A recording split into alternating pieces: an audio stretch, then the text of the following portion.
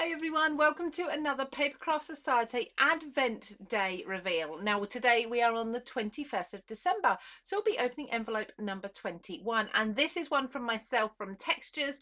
This is the one that's going to bring all of the other or the previous three Textures envelopes together, so you'll see why they are how they are and how they all work together, which is really good fun. So if you've not watched all of the other videos, you can go back and catch all of those on our YouTube channel, and you can see lots of inspiration across all of our designers' different social pages as well. So, like I say, number 21. So this is a pink one, and I've already told you that it's textures, but this time we've got an embossing folder. So the embossing folder is really good fun because it's got this grid on. Now we've been looking at this grid throughout the previous textures items. So we already had a stencil, first of all, or well, that wasn't first, this was the last one we did, the stencil, and that created the stencil on its own, this card here. We've also had the dies, so the dies created this card on their own. This is a bit messy because I've been using it a lot, but these dies will all work with this. So you've got the mats and layers that cut out there, you've got this shape which we see a lot throughout all of the designs, and you've got some additional pieces. You are amazing, flowers, butterflies, leaves that you can decorate this with.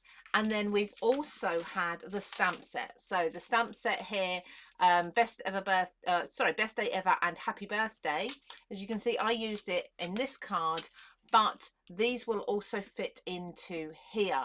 So like I say, everything works really nicely together. So today I'm going to emboss this and show you what it looks like, and then I think we're going to actually use the stencil, but we're going to use this part instead. So usually, or in the last video, I use the individual pieces to give you this really fun colourful effects that kind of looks three-dimensional, but this time we're just going to use this piece instead, and we're going to place these over the embossing, and we can just then stencil the parts of the embossing that we want to, the raised areas, and that makes it a really nice dimensional type of background for your cards. So I'm going with a pale blue cardstock for this card base, and I'm going to pop my background in there. So I've trimmed that down so it just sits inside of the folder, and I'm going to be using the new Creative Craft Products die cutting machine because I absolutely love this, and there's a setting on the side so I can set it to 2D embossing, which is what this folder is. So I simply need to put my embossing folder in between the two plates and run that through. And when I open this up, you can see we've got this gorgeous two-dimensional kind of pattern on the background. I absolutely love that. Now I'm going to keep that in the folder. I could peel that off, but while it's in there, I'm going to keep it there because this is going to keep everything raised whilst I do my stenciling. Now I've decided I don't want to go too dark with the inking. I just want to add a hint of a shadow. So I'm going to be using the stencil, and as I say, I'm going to be placing it over the embossing there. So just placing that over there, and I'm going to use speckled egg distress oxide first. Now this may be a bit too light, so I'm going to see what it looks like once it's on, but that's just going to go over the raised areas of the embossing, just like so. I think this is going to be perfect actually. It looks like it's just the right sort of darkness, and then of course those areas will also be nicely raised up, so tactile. If you like to sort of stroke your cards, you can feel you've got those raised areas. So I'm going to work my way up each of the rows, doing the same thing all the way up until I reach the top. So now I've inked that, and I've kept the inking quite loose, so it's not absolutely perfect, but I really like the mottled look.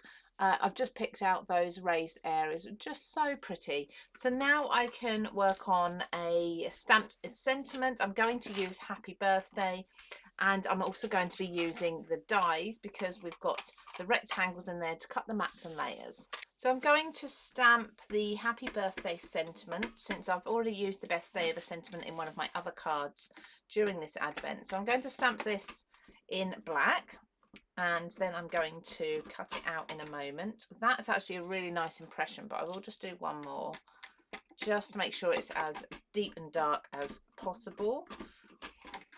Lovely, perfect, really nice crisp image there. So for this, it's actually the largest rectangle is ever so slightly smaller than the sentiment.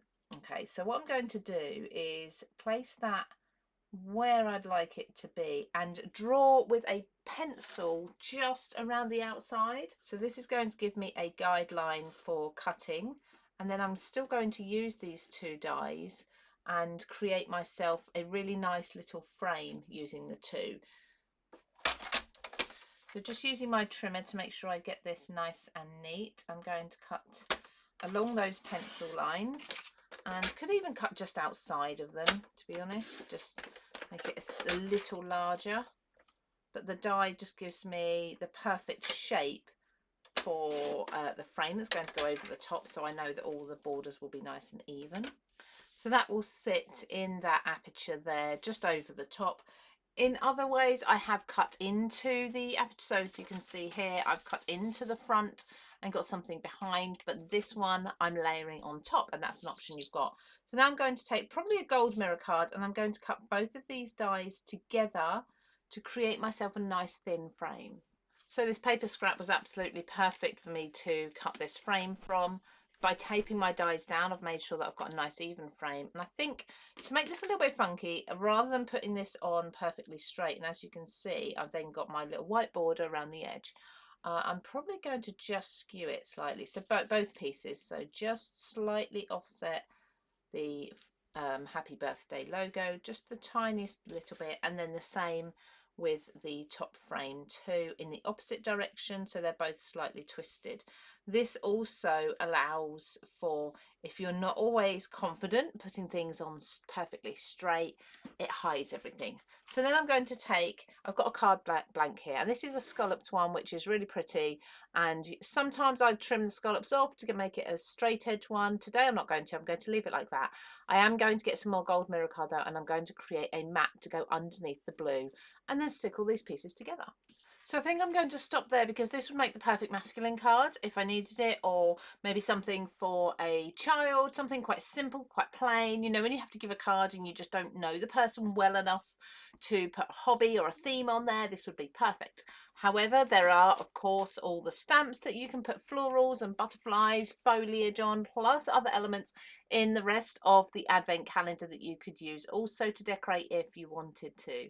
So there's now 4 cards that I've created using the mixture of different textures items. So that's the stencil that we had recently, the stamp set, the dies as well, and then of course the embossing folder that we've had today. So I hope you've enjoyed seeing all of these from Textures, and don't forget, of course, to stay tuned to the CraftStash YouTube channel, because tomorrow there will be another reveal and more inspiration right up until the 25th of December. Take care, everybody. I'll see you again soon.